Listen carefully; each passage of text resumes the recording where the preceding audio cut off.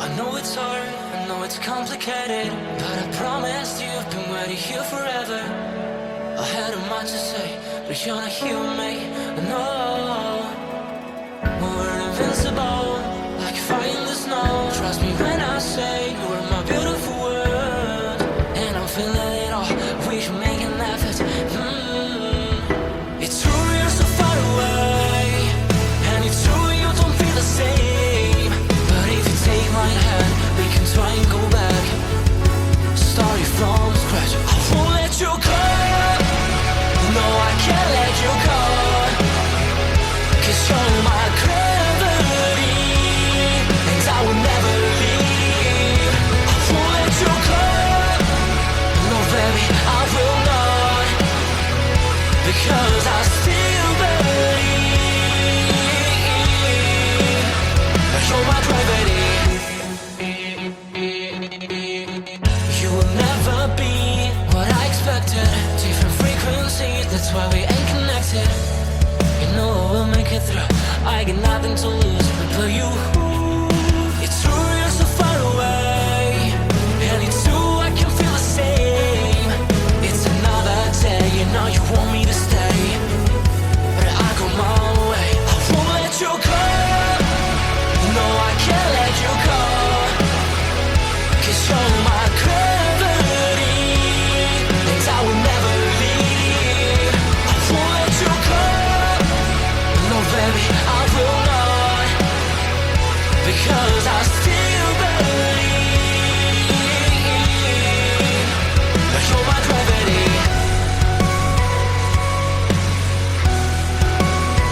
You're my gravity.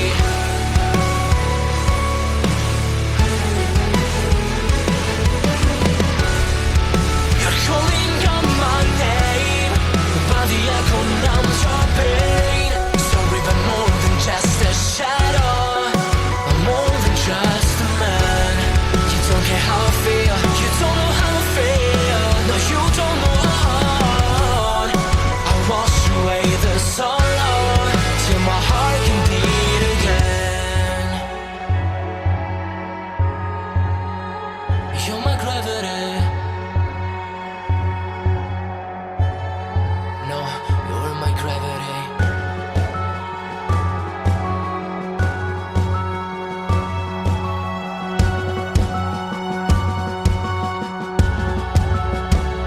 I will let you go. The only thing that I know, you were my gravity, but now I had to leave. I will let you go. Why do you think that I want? Why do you think that I want? I know how to breathe into my gravity. Into my gravity. Into my gravity. Into my gravity. Into my gravity. I know it's hard, I know it's complicated, but I promised you I've been waiting here forever. I had a much to say, but you're not here with me. No, we're invincible, like fire in the snow. Trust me when I say you are my beautiful world, and I'm feeling it all. We should make an effort. It's true you're so far away, and it's true you don't feel the same. But if you take my hand, we can try and go back. Starting from scratch, I won't let you go. No, I can't let you go, 'cause you're my gravity, and I will never leave. I won't let you go. No, baby, I will not.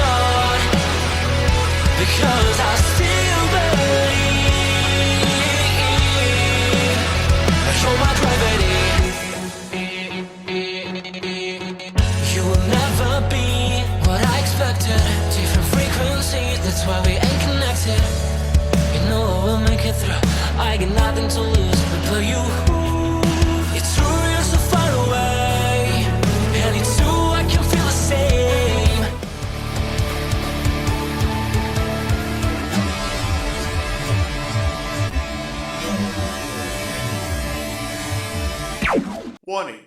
The Duracell Cup Series data file you have attempted to access is out of date. Uploading current file now. It's a brand new car from stem to stern, and it's never been raced at these speeds. The next gen car is opportunity. Everything is different with the exception of like the seat, the steering wheel, and your helmet. Unknown creates excitement. Talking about my generation.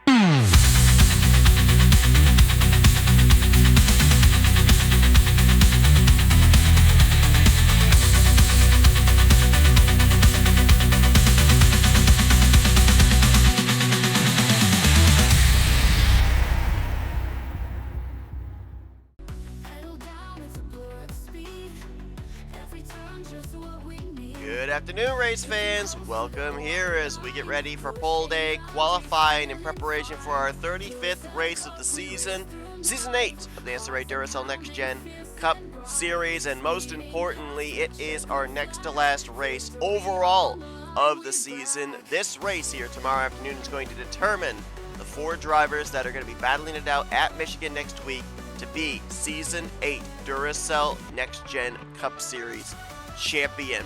We have, at this point in time, a guarantee that we are going to have a brand new champion unless Carson Gum is able to mount some kind of an incredible comeback here in tomorrow afternoon's race as he comes into this event 8th of the 8 playoff drivers. We know one driver that's already moving on. That's Daniel Voiles, as he got this round of 8 kicked off in a big way, picking up the victory at Boston. So he comes into this Rockingham race worry-free. He had the same luxury last week at Daytona. He knows he's fighting for the championship. 3 more spots yet to be determined. We've got at least a minimum of 2 drivers that will point their way in. We could see all 3 remaining drivers point their way in, depending on what takes place here in tomorrow's race at North Carolina Speedway. We've got our knockout qualifying drivers here for 5 expedited minutes first to determine who the final 2 drivers will be in the starting lineup here for tomorrow afternoon's race, as it's pretty easy, pretty straightforward here this weekend. All 4 of our regular full-time non-chartered drivers are going to be attempting to qualify for those spots. So Hiccup Bush, Bryce Egan, Kyle Langland, and Autumn Brooks.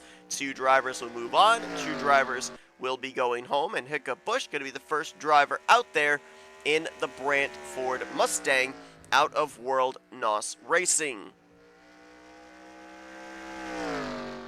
Bush looking to make his 5th start on the season.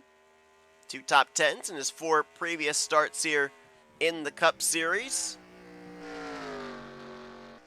Want to take advantage of these first couple of laps because the tires are going to wear down, as we saw in lights qualifying here yesterday. Your lap times are going to taper off the longer you go, so you've got to get that money lap here in the first 2 or 3 laps that you turn. Good improvement from a 26.7 now to a 26.4, a 4.08 for Hiccup Bush. Autumn Brooks also at a 7, 26.743. Kyle Langland is up to speed lap. Bryce Egan, big pickup for him. Went from a 26.4 to a 26.2, a 2.37. And that's got him at the top of the board.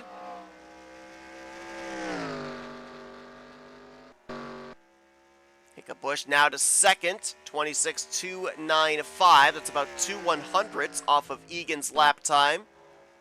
Autumn Brooks a 26.571, so she's off by about 3 tenths.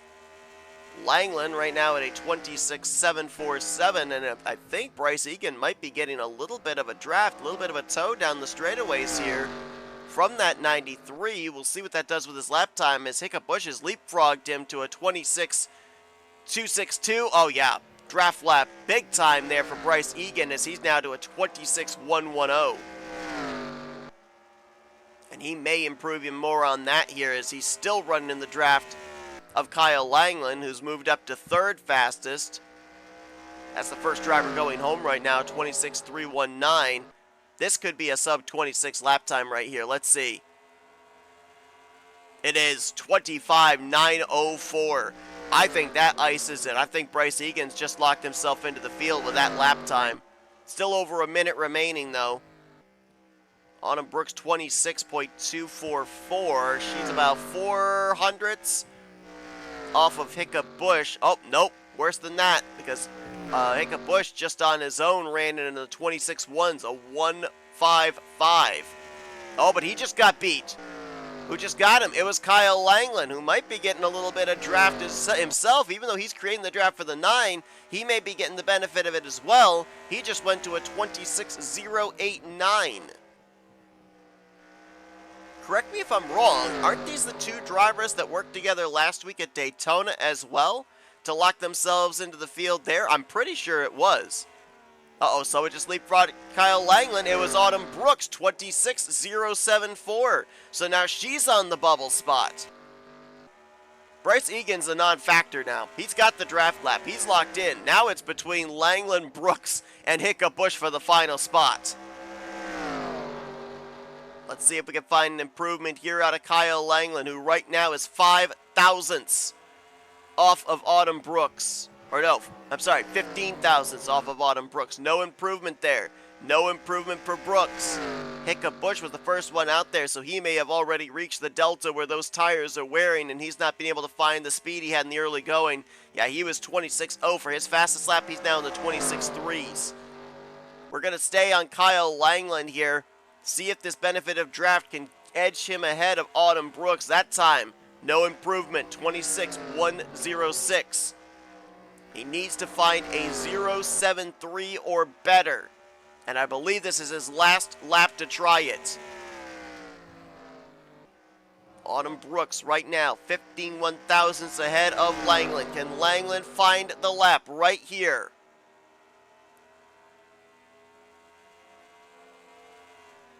Oh, they've stopped scoring.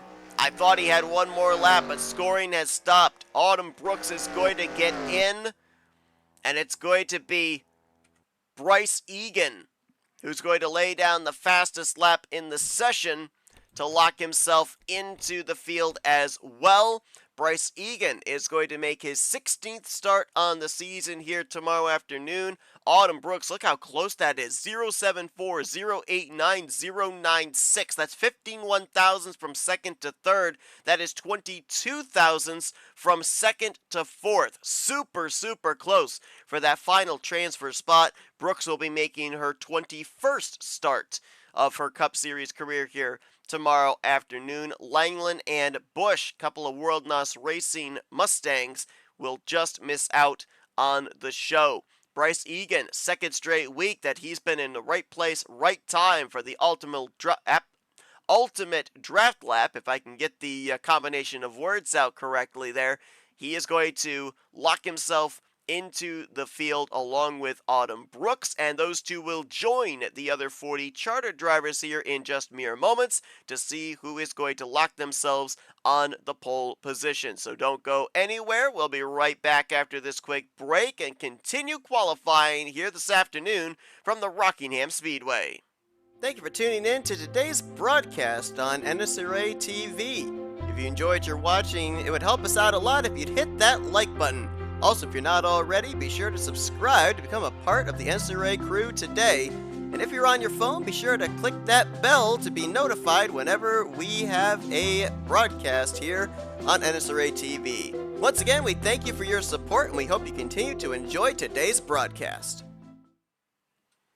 Welcome back here to North Carolina Speedway, more lovingly known as The Rock, as we get ready now to find out who's going to start on the pole position here for tomorrow afternoon's Cup Series race. This is one of the few racetracks where track position is key. And really, we haven't had that here in this round. Boston, we ended up seeing drivers be able to work their way from middle of the pack, rear of the field, up to the front. A lot of pit strategy came into play in that one. And of course, at Daytona, if you got a good enough car, if you got some friends, if you're able to pick your moments, you're able to work your way from the rear to the front of the field. This is a racetrack where it is all about getting the good track position, maintaining the good track position for the long run. So we will see a lot of emphasis on qualifying for this race here this weekend. Drivers will start making their way out onto pit road, eventually make their way here onto the racetrack. 10 minutes has begun on the clock. It's like Anthony McCrory in the Panda Express Mazda, going to be the first one out here in qualifying.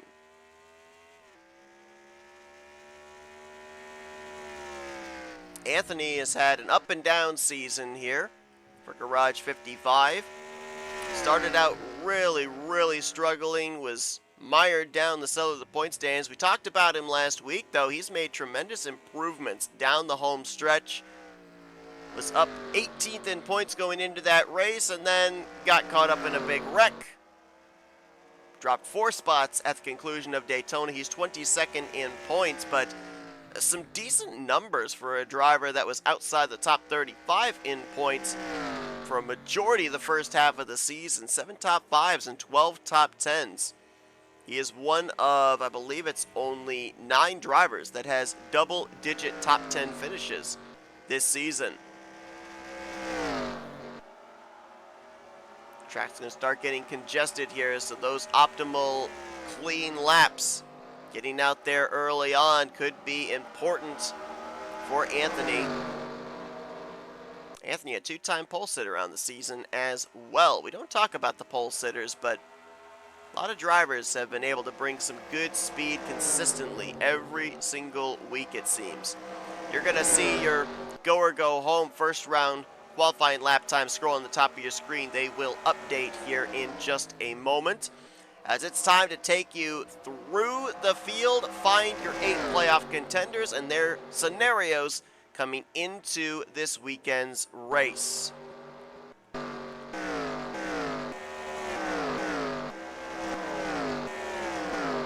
we can find one, there we go. We'll kick things off with Anthony's teammate out of Garage 55, Nick Gunther. Nick comes in with a lot of pressure because he's the cut line driver coming into this weekend. He is 4th in the standings. He is the measuring stick for everybody else. Had a decent run last week at Daytona that moved him from 6th to 4th in points. But Nick gonna definitely have his work cut out for him here tomorrow afternoon, trying to figure out where he is in relation to drivers just above or just below him in the point stands. Of course, as well, he does not want to see another playoff driver go to victory lane here tomorrow, unless their name is Daniel Voiles, because that would allow them to potentially leapfrog him and move the cut line 1 position lower. Gunther loves this racetrack, though, so we'll see what he's going to be able to do. As he's going to look to the inside of another playoff driver. That is RJ Bishop. RJ had himself a great run last week at Daytona. He's built a bit of a cushion back between himself and the cut line, but it's not much. It's 7 points between himself and Nick Gunther. RJ, however, though, has the benefit of the fact that he can play some defense here rather than having to go full offense, as he looks to maintain a spot in the Final Four, looking to make the Final Four for the first time in his Duracell Next Gen Cup Series career, as is this individual, Jack Mitchell. Jack did not have the best of runs last week at Daytona. Biggest problem for Mitchell was when we ended up having lap traffic encountered, made a couple of wrong moves, got held up behind traffic, and lost the lead pack. Mitchell ended up having a somewhat decent comeback run in that race, but could have been a lot worse. He kind of did the same at Boston as well, but he is behind the cut line looking in, currently coming into this race 12 points below said cut line. So he needs a good run here tomorrow afternoon. Would love to maybe pick up his 3rd win on the season, as we've seen him win in the clutch before. He ended up winning the elimination race at Arizona back in the round of 12. But one driver that comes into this race not worrying about anything that happens here at Rockingham is Daniel Voiles. 2 weeks ago, Daniel Voiles went to victory lane in the first race of the round of 8 at Boston, locking himself into the championship 4 to run for the title next week at Michigan. Daniel Voiles, though, obviously going to be looking to gain some more experience. He'd love to build some momentum going into that championship race in Michigan next week, but I think really coming into this weekend, already the focus is looking a week from now. This is certainly an important race. Nonetheless, it's a historic racetrack, but I think Daniel Voiles and this entire team, they are already focused on that championship race when we get to the Irish Hills next week in Michigan. Well, Carson Gum, I mentioned about the fact that we've got good odds of a new champion here in Duracell Next Gen Cup Series competition. Carson Gum is the only former champion that is still in the playoffs, still in the hunt. However, he's got the highest mountain to climb here tomorrow afternoon. He is 8th of the 8 playoff drivers. Worse than that, he is a total of 39 points below the cut line. That is borderline must-win territory. Now, Carson has 3 victories on the season. He's got a lot of experience at this racetrack. Will that be enough for him to be able to rise to the occasion and potentially win his way into the Final 4? He's 5th on the board right now as well, so he is in line for good starting track position should he maintain it. There's last week's winner from Daytona, Ryan Brommer. Ryan now a multi-time winner on the season, despite the fact that he was eliminated from the playoffs back during the round of 12. Alexander Rowe, currently leading the point standings. He would, in terms of the reformatted points, be below the win of Daniel Voiles, so he would technically be in the 2nd seed. However, 17 points to the good above the 4th in the standings cut line. Alexander Rowe looking really solid. Another driver that can play defense, and he's got the biggest cushion of any driver, Cup or Lights, coming into this weekend in regards to the 4th in standings cut line elimination spot. Right now, 23rd on the board, though, for Alexander Rowe. So he would have to play that defense, maintain the gap from mid-pack, unless he's able to find something here in the final 2 3/4 minutes. Something just happened right here. Somebody's engine, I think, let go. Is it Daniel Voiles? It might have been. Voiles or Deaver? They're still running, but there was some gray smoke right there. I'm not sure who that was from. Trying to find one more driver here in the field of our playoff contenders. Actually, 2, I'm sorry. 2 more drivers. Reggie Fogelman and Destin Bowen. I think I just saw Fogelman there. There he is. He's got the Hyper Race colors this weekend. I was looking for the Taco Bell car.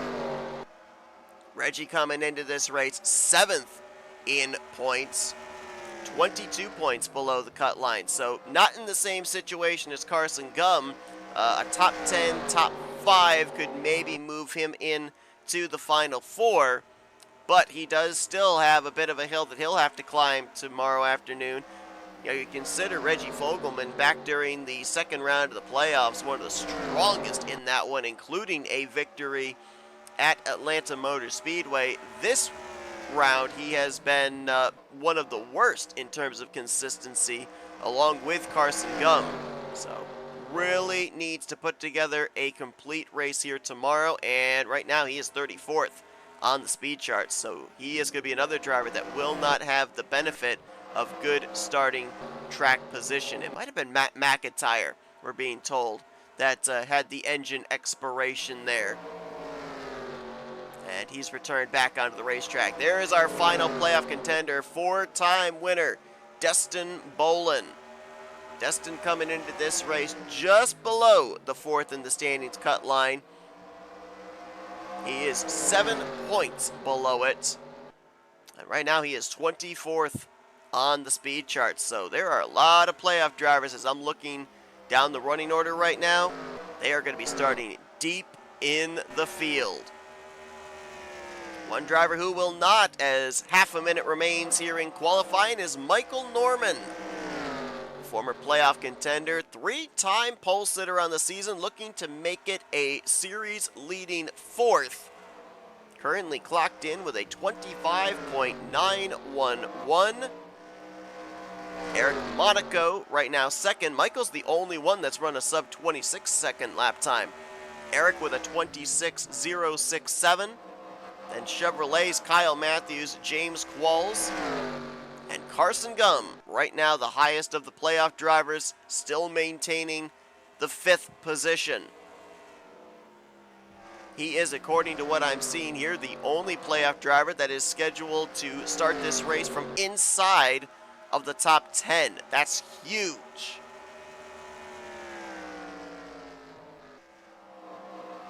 Michael Norman, along with Nick Gunther and Jessica Schulten, came into this weekend as 3-time pole sitters. Michael is going to break that tie and get his 4th pole on the season. Looking to translate that into his 2nd win on the year after he won at the road course of Watkins Glen. Zero's on the clock, red flag is out. We're just waiting for the official word that the session is indeed concluded. And there it is. So session over. Blue ovals will lead us to the green here tomorrow as Michael Norman out of Michael Norman Motorsports and rookie Eric Monaco out of Lake Effect Autosport capture the front row. Eric Monaco looking to close out the season strong. He is still in that fisticuffs battle for Rookie of the Year with Summer Henson. 1 point separating them, with Monaco leading Henson. Eric Sadler's starting to make a charge back here with 2 races remaining, as he's only 8 points back, so keep an eye on him because I believe, he's starting 12th, and he is in the upcoming lights race here at 3 o'clock. So not saying that it's only a 2-horse race. Sadler still may have a shot. It's going to be really tough. He's going to have to probably take Rookie of the Race this week and next week, but it's still possible. Kyle Matthews, James Qualls, their Chevrolets are going to make up row number 2. Kyle trying to find victory lane for the first time in a long time, a former champion, and James Qualls looking to find victory lane for a 4th time this season. Carson Gum, as we mentioned, going to be the highest starting of the playoff contenders as he'll roll off the grid from 5th. Again, borderline must win here tomorrow for the former champion. Jesse Turner will start 6th with Caleb Fogler 7th. 8th will be Keith Batson, 9th Laura Chung, and Eric Sadler in 10th. So that is, if I'm looking at this correctly, 6 Fords inside of the top 10. The Blue Ovals looking pretty strong here. Nick Gunther is going to be the next highest starting playoff driver. He'll roll off the grid in 11th. Got to go all the way down to 19th before you find Jack Mitchell. Alexander Rowe going to start deep in the field in 23rd. Right beside him in row 12 is going to be Dustin Bolin. Daniel Voiles, worry-free. Doesn't matter where he qualifies, doesn't matter where he finishes. He's still going to battle for the championship next week. He will roll off from 27th place. And then Reggie Fogelman deep in the field in 34th. And RJ Bishop, 41st place for him. That is a lot of cars to pass at a track where it is very difficult to pass. Remember, RJ came into this race above the cut line by 7.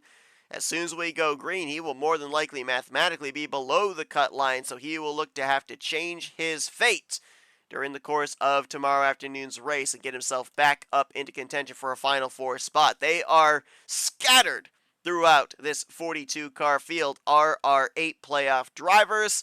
Who is going to join Daniel Voiles in the Final Four? When we get to Michigan next week, we're going to have to wait and find out. But thank you all for tuning into this qualifying session here today from Rockingham. Congratulations to Michael Norman, his season-leading 4th pole here in Season 8 of Cup Series competition, as he will lead us to green tomorrow afternoon at 1 p.m. Eastern Standard Time. Later on this afternoon, we determine the Final Four to compete for the Duracell Ultra Light Series Championship. We already know Eli Bright is locked in. 3 spots still remain. They go green here at Rockingham at 3 p.m. Eastern Standard Time. Be sure to join us for that one, and we'll see you guys tomorrow afternoon as we cap off our race weekend here from North Carolina Speedway with Cup Series action at 1.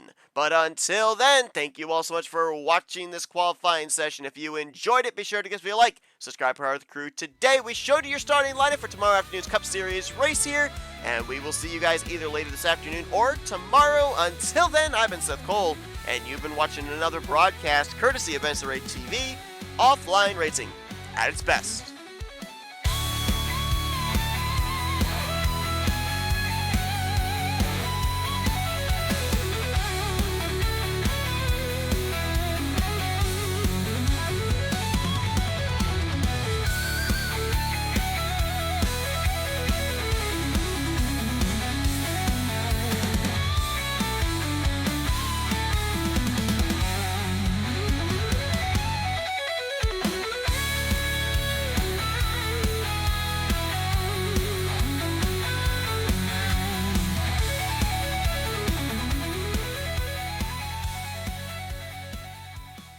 The following has been a presentation of NNSCRA TV for the private use of our audience. Any other use of this telecast or any pictures, descriptions, or accounts of the game without the consent of the NNSCRA is prohibited. NNSCRA would like to thank all of our loyal fans, and we hope you enjoyed today's broadcast.